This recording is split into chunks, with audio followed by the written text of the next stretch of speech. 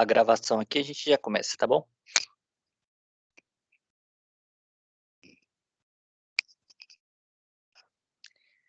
Então, começamos aqui a gravação. Hoje a nossa aula vai ser sobre síndrome dos ovários policísticos.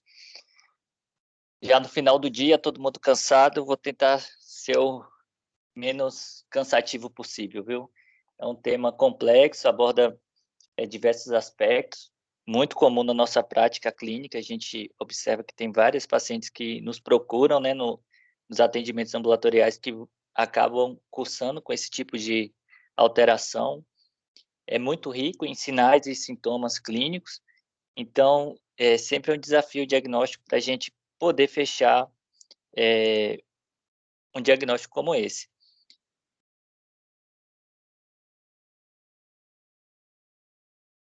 Esse é o nosso plano de aula. Vamos passar sobre a definição, a fisiopatologia, o diagnóstico diferencial e o tratamento.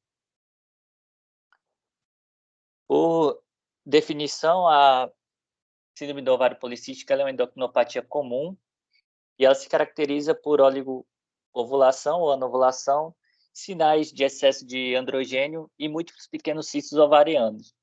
Então, a gente encontra durante a nosso atendimento, na nossa prática, essa paciente com diversos achados, tanto desde sinais laboratoriais até do aspecto clínico, e também achados em exame de imagem. Aí, no exame de imagem, a gente vai encontrar aquele ovário bem característico, com múltiplos cistos, às vezes sinais de hiperandrogenismo. Essa paciente pode apresentar sinais de acne, hirsutismo na pele, aumento da oleosidade, às vezes sinais de resistência insulínica, como a acantose nigricans, e os achados laboratoriais que têm uma série de exames que a gente pode solicitar, mas nem sempre se faz necessário para a gente fechar o diagnóstico. Ela afeta aproximadamente 4 a 12% da população, das mulheres, e parece afetar igualmente todas as raças e as nacionalidades. Não parece ter um grupo específico com incidência maior. As mulheres, de forma geral, todas apresentam mais ou menos, quando a gente fala de raça, etnia, né? A incidência parece afetar igualmente todas elas. A sua etiologia é bem complexa. A gente não tem assim um fator determinante. Parece que é uma soma de vários fatores que acabam levando ao desenvolvimento da síndrome dos ovários policísticos. Desde fatores genéticos, fatores ambientais, atividade física, né? Aquelas pacientes mais sedentárias que têm sobrepeso tende a ter uma incidência maior da síndrome do ovário policístico, o tipo da alimentação, o estilo de vida. Então, é uma soma de fatores que acabam levando ao desenvolvimento dessa etiologia. A causa subjacente, o fator causal, não existe um único fator. É uma soma de coisas que acabam levando a esse desenvolvimento. Parece que pode ter também uma origem genética, multifatorial, uma alteração poligênica, mas a gente não tem um único fator determinando o surgimento, né? Que é que vai determinar ou não o aparecimento da doença ao longo da vida. O que a gente observa é que essas pacientes cursam com algumas alterações hormonais, aquele eixo que a gente sempre fala dentro da ginecologia, do eixo hipotálamo, hipófise ovariano. Existe uma alteração nesse eixo, há uma alteração da liberação do GNRH de forma pulsátil, como ele ocorre normalmente, e isso acaba alterando a liberação do FSH e do LH, e, consequentemente, no seu produto de estimulação, que vai ser o estrogênio, a progesterona e os androgênios. Aqui um fluxograma mostrando como é que normalmente ocorre essa liberação desse hormônio. A gente tem, através do hipotálamo, uma liberação pulsátil do GNRH, e aquelas pacientes que vão apresentar a síndrome do ovário policístico vai ter uma alteração nessa liberação do GNRH. Consequentemente, na hipófise, vai ocorrer um aumento da proporção na liberação do LH e do FSH. Aqui a gente observa que, laboratorialmente, normalmente, quando a gente dosa esses hormônios, as pacientes têm 2 vezes os níveis de LH aumentado em relação ao FSH. Por sua vez, o LH ele atua nas células da teca, estimulando a produção da androstenediona e da testosterona, que são os androgênios. Esses androgênios são sintetizados a partir do colesterol, e aí existe um aumento da concentração do LH, um aumento da estimulação da formação desses hormônios, consequentemente, há uma diminuição da concentração de FSH. O FSH, por sua vez, ele atua dentro das células da granulose, e ele é responsável por estimular a enzima aromatase para transformar esses androgênios no estrogênio mais forte, que é o estradiol. Como tem uma diminuição da concentração do FSH, a aromatase não atua de forma eficaz e não consegue converter toda essa quantidade desse hormônio em estradiol. Com isso, há um aumento da concentração sérica dos androgênios. Aí, o que a gente observa? Ao aumento do androgênio, essa paciente normalmente vai apresentar um perfil lipídico anormal. No tecido adiposo, ela pode apresentar sinais de resistência insulínica, na pele, como insurtismo, acne, acantose nigricante, e também existe outro tipo de apresentação que ocorre uma atresia folicular e a paciente pode ter anovulação, amenorreia e, em alguns casos, a paciente pode evoluir também com perda de pelos, né? É uma perda de pelos na cabeça de uma forma mais masculina, né? Também ocorre um aumento da produção de estrona, que é um hormônio, que é um estradiol mais fraco, e no útero esse hormônio pode levar a uma hiperplasia endometrial.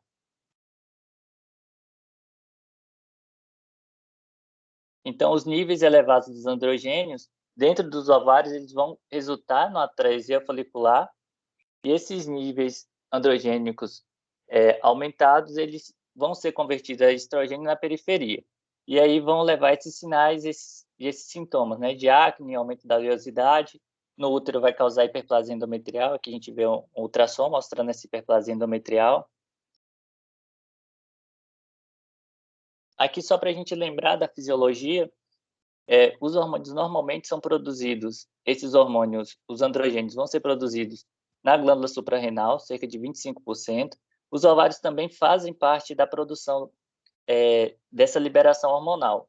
Só que na síndrome do ovário policístico, a gente observa que ele tem uma função aumentada por conta dessa alteração na regulação dos níveis, principalmente das gonadotrofinas, do LH e do FSH. E essa via de formação tanto da parte dos androgênios quanto do estrogênio, ela é muito complexa. A gente tem diversas enzimas que atuam nessa quebra, né, do colesterol até a formação desses hormônios, né? E alteração em qualquer enzima dessas pode estar associada à formação da síndrome do ovário policístico. Aqui no final que a gente observa a ação da aromatase, transformando a estrona e o estradiol, e aqui que a gente tem o maior nível, uma maior elevação dos níveis de androgênios, e a aromatase não conseguindo converter todo esse hormônio em estrogênio. E esse hormônio aumentado aumenta os valores séricos dele dentro do organismo e vai levar todas aquelas alterações que eu acabei de citar aqui para vocês. Isso daqui é mostrando como é que funciona, como seria a fisiologia normal, né? Nas células da teca existe o receptor para o LH, onde ele vai, a partir do colesterol, transformar esse colesterol até na androstenediona e na testosterona, e nas células da granulosa, a androstenediona vai ser transformada em estradiol. Isso é o que acontece normalmente nas mulheres que não têm nenhum tipo de alteração. E aqui seria o ciclo do ovariano, né? Desde a recrutação dos folículos, na fase inicial, até a ovulação. como esse ciclo aqui está prejudicado na síndrome do ovário policístico, outro fator que a gente vai encontrar, porque como não tem ovulação, não vai ter presença de corpo lúteo, os níveis de progesterona também vão estar diminuídos, e aí essas pacientes não têm oposição da progesterona no tecido endometrial. E a ausência dessa progesterona acaba não ocorrendo sangramento no período menstrual. Por isso que essas pacientes cursam com amenorreia por períodos mais prolongados.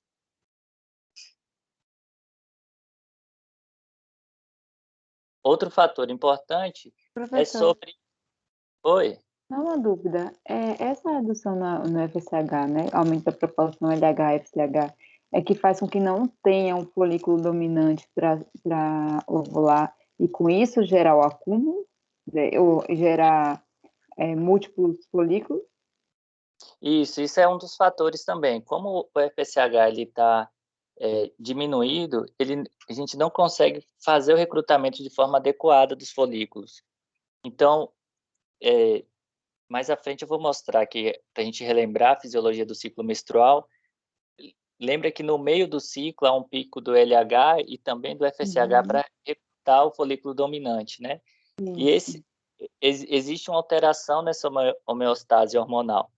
A gente não, os níveis de LH estão muito aumentados, de FSH não. E aí não consegue ter esse recrutamento de forma adequada. Por isso que a gente tem múltiplos folículos, né? Que ocorre até um recrutamento folicular, mas não existe o FSH, esse pico do FSH para recrutar o óvulo dominante, né? Que seria o Dominante. ocorre. E aí por isso que não tem essa ovulação. Aí como não tem ovulação, não há formação do corpo lúteo e não tem a progesterona. Ok, obrigada, professor. A gente observa que essas pacientes que cursam com a síndrome do ovário policístico, normalmente elas apresentam também um sobrepeso, né?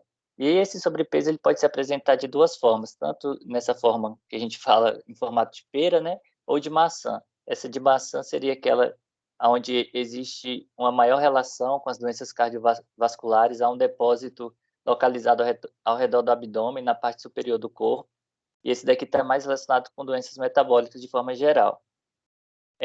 Essas pacientes, existe uma alteração na concentração da aromatase e da enzima 17-beta-hidroxisteroide na periferia, aumentando os níveis de concentração dos androgênios, né? O androgênio no tecido periférico, eles são convertidos em estrona, que vai ser um hormônio feminino mais fraco. Os androgênios em excesso, eles tendem a fazer através da enzima 5-alfa-redutase, uma alfa-redução, com a formação da dihidrotestosterona. A dihidrotestosterona é um androgênio que ele não se converte mais a estrogênio. Então, os níveis de androgênios ficam mais elevados de forma sérica no organismo. Há também uma inibição da síntese hepática da proteína carregadora dos estrogênios, e existe um nível um pouco mais elevado também, e há aumento dos níveis de insulina, e isso acaba, a insulina ela é sinérgica com as gonadotrofinas, principalmente com LH, e ela vai acabar aumentando a síntese dos androgênios nas células da teca. Então, são fatores associados que acabam elevando os níveis de androgênio e acabam, o fator, devido a esse aumento da concentração dos androgênios, principalmente dentro dos ovários, torna o recrutamento folicular mais no ambiente mais hostil, e esse recrutamento folicular fica mais difícil também. É outro fator que dificulta o recrutamento folicular. O diagnóstico a gente vai fazer através da anamnese, do exame físico, exames laboratoriais, e também a gente pode lançar mão de exames de imagem. Essas pacientes, elas cursam com clínica bem característica, né? Normalmente elas vão apresentar a anovulação, paciente que tem atraso no seu ciclo menstrual, às vezes vão cursar com amenorreia, Existem alguns exames laboratoriais que a gente vai ver um pouco mais à frente, que eles podem nos orientar no diagnóstico, mas principalmente ajuda na exclusão de outras doenças. E no exame de imagem, a gente usa o ultrassom classicamente, que existem os critérios que vão estabelecer quantos folículos são necessários para o diagnóstico da síndrome do ovário policístico. Então, essas pacientes clinicamente vão apresentar oligomenorreia ou amenorreia, normalmente quando elas chegam no consultório, elas têm essa queixa muito comum, vão falar para a gente, olha, minha menstruação tá atrasada, já não vem mais há algum tempo, ou eu já não menstruo há mais de 3, de 4, 5 meses, ou ela vem em intervalos e períodos curtos. Então, é muito característico as pacientes apresentarem essa alteração do seu fluxo menstrual. Um aspecto clínico muito importante e que chama atenção. Isso se dá por conta dos ciclos anovulatórios, né? Existe uma interrupção no desenvolvimento folicular e aí no ultrassom a gente vai encontrar múltiplos óvulos imaturos. Essa é a figura que eu estava falando agora atrás. Esse é o ciclo menstrual, que é o que ocorre normalmente, né? E aqui no meio do ciclo a gente observa que tem um pico do LH e do FSH, e isso acaba não ocorrendo nas pacientes com síndrome do ovário policístico. E como não ocorre esse pico do LH e do FSH, não há o recrutamento do óvulo, e não vai ter a produção do corpo lúteo e nem da progesterona. Então, essa paciente acaba não menstruando por conta dessa alteração de toda a homeostase em relação a essa liberação hormonal. Além dessa queixa muito comum, né, das pacientes com oligomenorreia ou amenorreia, a gente vai ter um aspecto clínico que chama muita atenção. Normalmente, essas pacientes apresentam muita acne, às vezes vão apresentar insurtismo, pode apresentar quadro de alopécia ou acantose nigricante, né? Isso são todos sinais de hiperandrogenismo. Então, a gente vai observar aquelas pacientes com bastante acne, às vezes com excesso de pelos. Existem vários locais que podem aumentar, ou também com sinais de alopécia, né? Voltei aqui.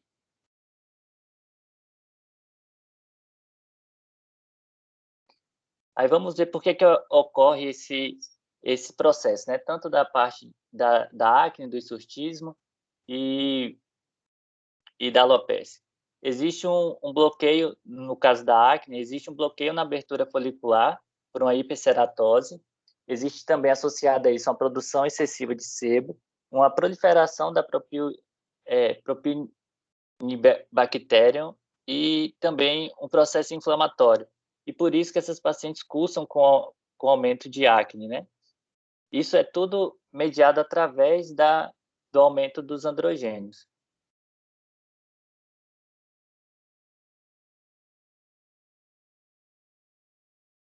Em algumas áreas pilosas, os androgênios vão estimular as glândulas sebáceas e o excesso de sebo vai provocar o surgimento da acne.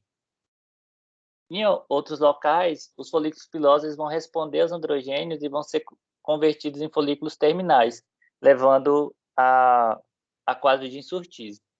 Em outros locais, os pelos terminais que não eram androgênios dependentes se transformam em uma espécie de pelo não pigmentado, resultando na calvície.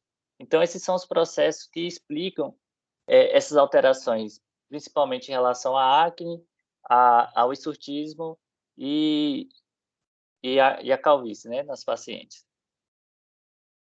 Existe um sistema de classificação para o hirsutismo, ele não é tão usado na prática clínica, ele é mais usado assim, com o intuito de pesquisa, onde ele classifica esse aumento da pilificação em áreas, né? São diversas áreas, e o paciente vai receber uma pontuação. Aquelas pacientes que tiverem a pontuação menor que 8 é considerado normal. Aquelas que tiverem de 8 a 16 é considerado um hirsutismo leve, de 17 a 25 um hirsutismo moderado, e acima disso seria um hirsutismo grave. Outro sinal clássico que é bem comum nessas pacientes com síndrome do ovário policístico, vai ser a acantose nigricans, né? Ele é um sinal clássico de resistência insulínica. Provavelmente, esse aumento dos níveis de androgênio estimula o crescimento de queratinócitos e fibroblastos dérmicos, e ele se caracteriza como uma lesão cutânea espessada, pigmentada e aveludada. A gente observa essas lesões principalmente em áreas de dobra. Então, a paciente vai ter região axilar, dobra do pescoço, às vezes em região de virilha, próximo à mama.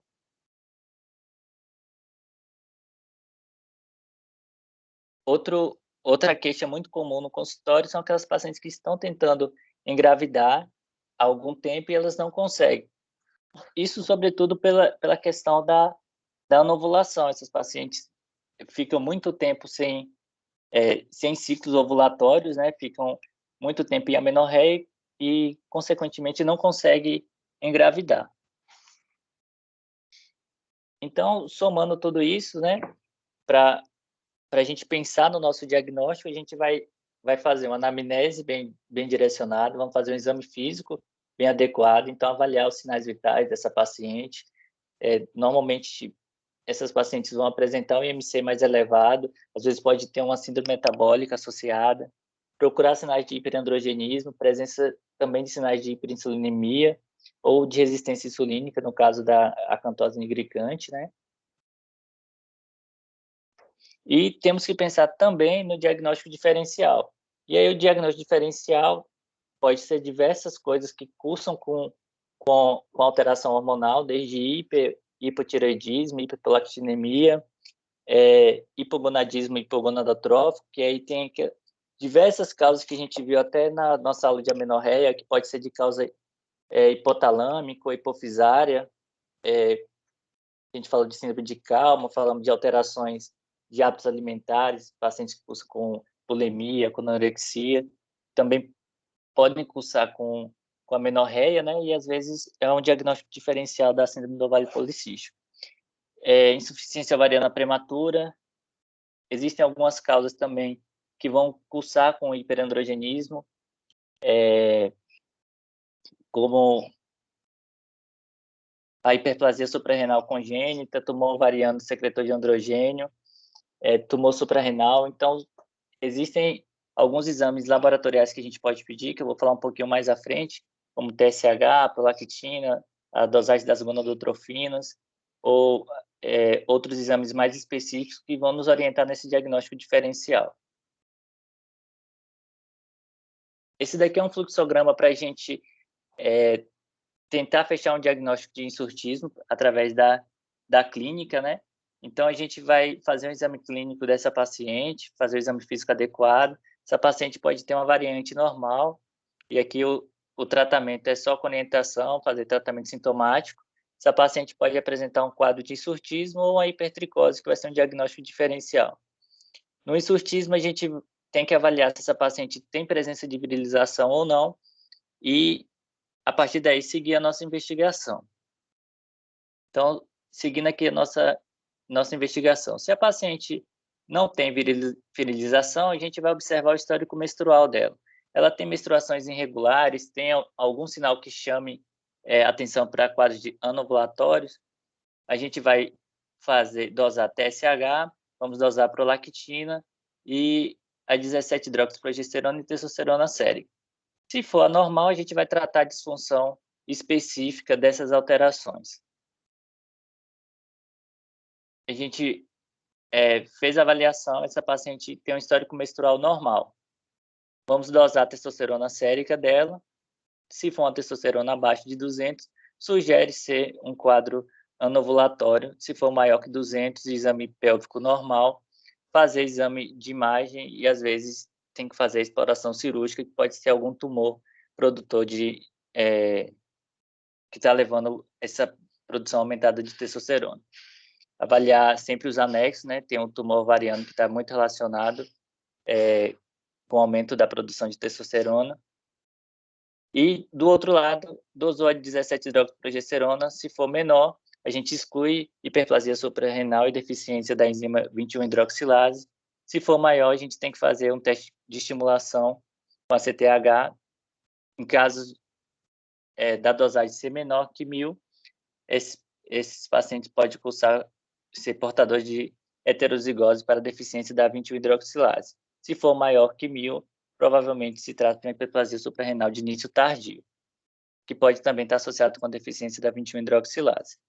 Esse é um quadro para a gente investigar aqueles pacientes com surtismo, né? E os exames laboratoriais que eu falei anteriormente, aí tem uma série de exames que a gente pode solicitar, tentando fazer esse diagnóstico diferencial, né? A dosagem de TSH para excluir hipo e hipertiroidismo, de prolactina, para a gente investigar se houver aumento, sinais de hiperprolactinemia, que pode estar relacionado com tumores, né? De hipófise, dosar testosterona total e livre. Normalmente, na prática, a gente dosa normalmente a testosterona total. O sulfato de desidepiendrotestosterona, né, que é produzido exclusivamente pelas glândulas adrenais, em níveis acima de 700, pode sugerir uma neoplasia suprarrenal. A 17-hidroxiprogesterona, que é para excluir tumores de hiperplasia suprarrenal congênita, né? A enzima mais afetada é a 21-hidroxilase, que a gente viu no fluxograma agora, anteriormente.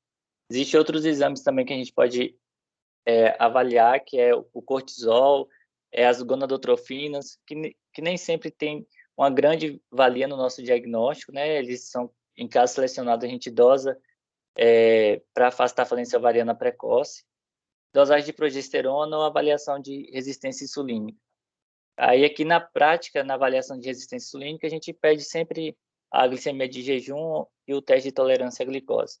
Porque essas pacientes, como eu falei, às vezes elas cursam com essa síndrome do ovário policístico, mas existem outras coisas que estão associadas, desde doenças metabólicas ou também algumas outras doenças podem mimetizar o quadro da síndrome do ovário policístico. Então, a gente, através da nossa anamnese do exame físico, a gente vai direcionar quais exames vamos solicitar. A gente não pede todos esses exames para todas as pacientes.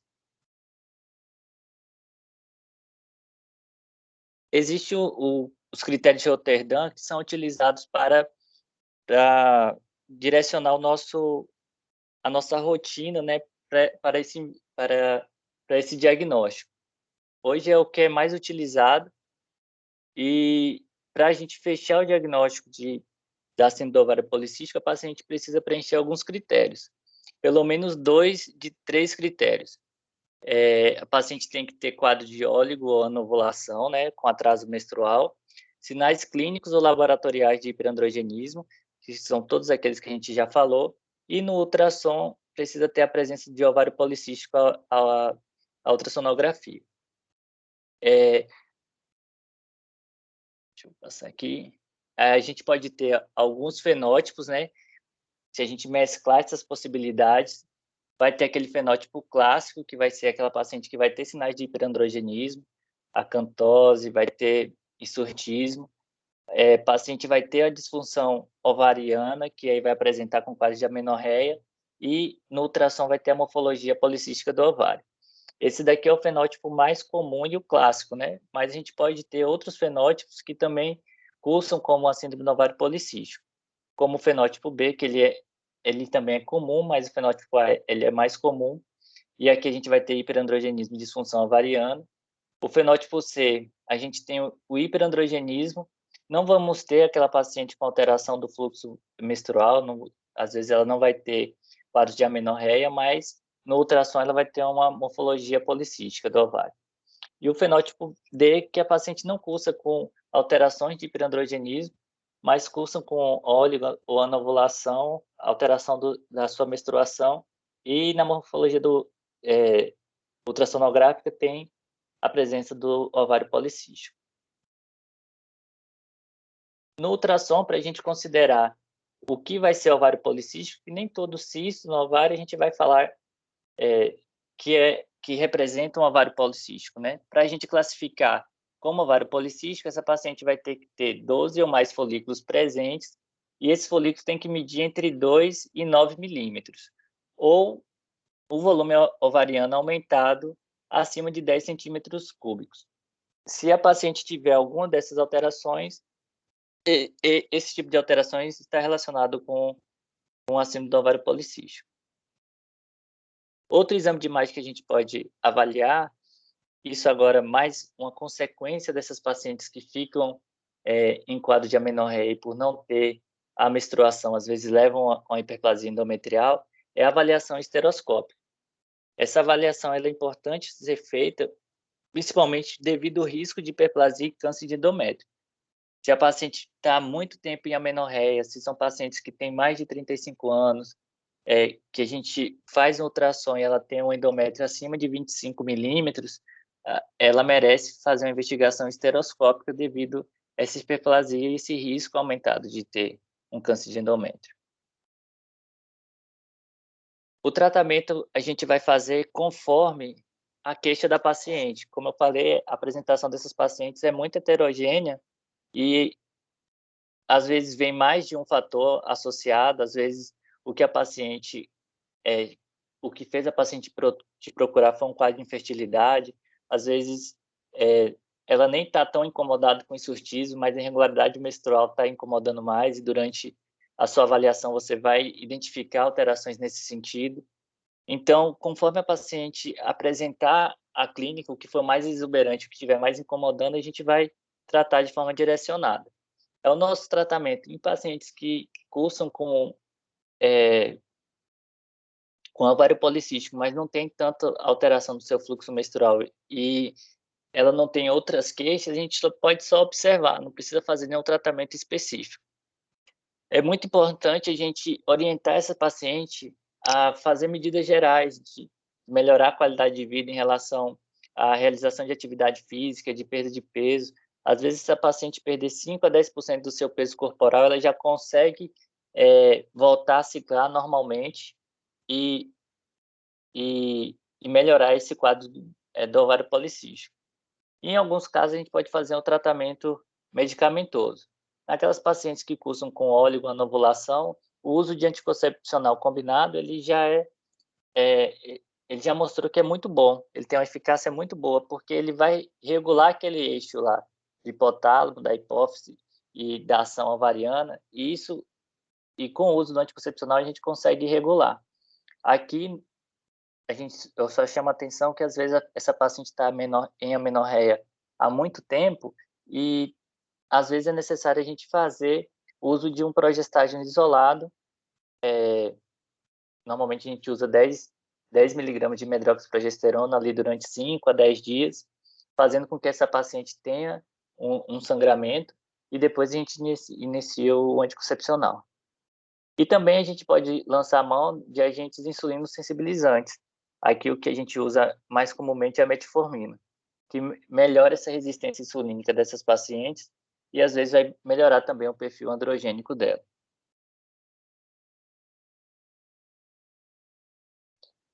No caso do insurtismo, a gente pode usar desde contraceptivo oral combinado, agonista do GnRH, antagonista de receptores androgênicos, aqui o mais comum, me fugiu o nome agora, inibidores da 5-alfa-redutase, aqui é a finasterida, que é o mais comum utilizado. O antagonista de receptor de androgênico é a espironolactona, que é mais utilizado. Melhora esses quadros de insurtismo dessas pacientes. Isso está relacionado tudo com a liberação irregular do GnRH, né? O hipotálamo não está liberando de forma adequada. Quando você conserta esse eixo hipotálamo, hipófise ovário, acaba melhorando os sinais e os sintomas clínicos relacionados ao hiperandrogenismo.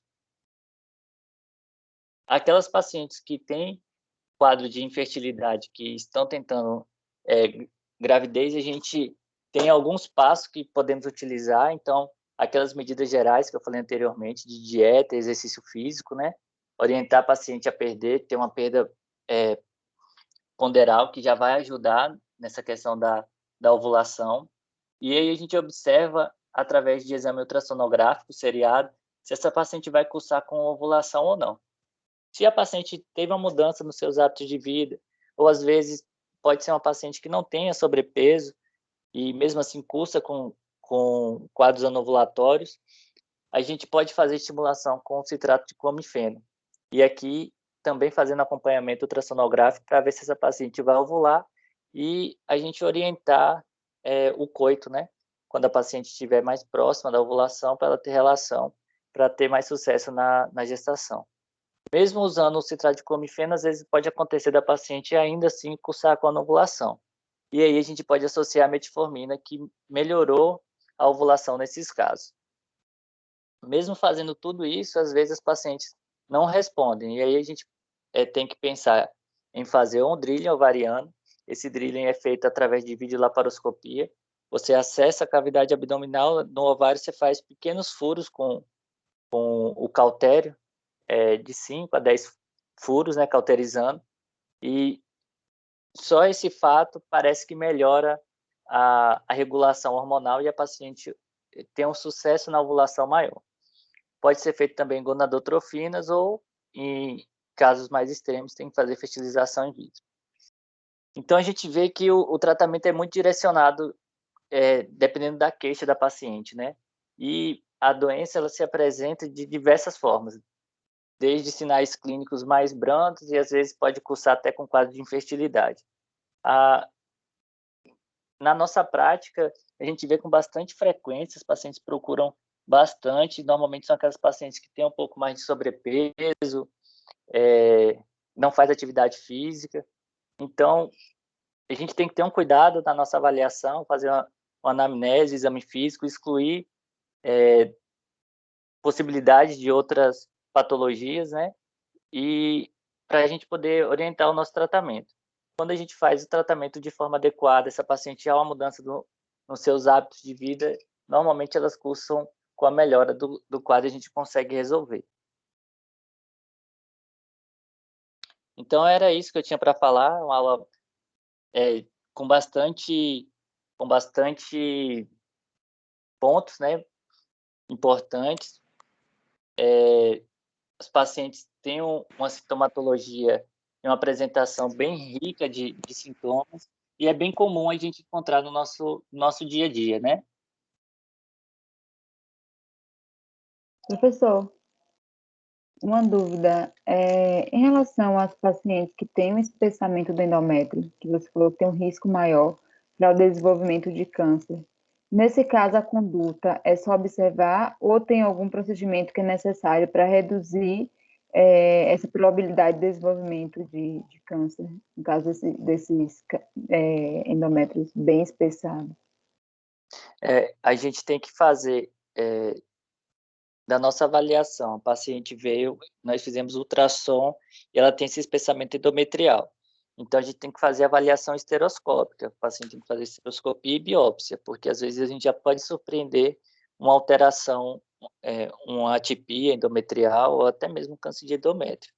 Se, por acaso, você fez esteroscopia, fez a biópsia e só uma hiperplasia endometrial típica, a gente vai fazer o tratamento. Aí tem que tratar, o paciente tem que fazer o uso do anticoncepcional, porque como não está tendo não está tendo a produção da progesterona e a paciente não está menstruando, se a gente não fizer nada, ela pode evoluir para um câncer de endométrio. Então, ou você faz progesterona isolada, né, para ela, ou faz o anticoncepcional combinado, orientações da mudança dos hábitos de vida, perca de peso, atividade física.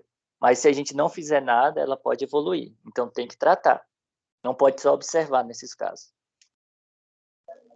Certo, obrigada. E outra pergunta em relação à fonte para essa aula, a referência bibliográfica que o senhor indica. Eu peguei todo do Williams. E até colocar aqui, esqueci. Ok, obrigada.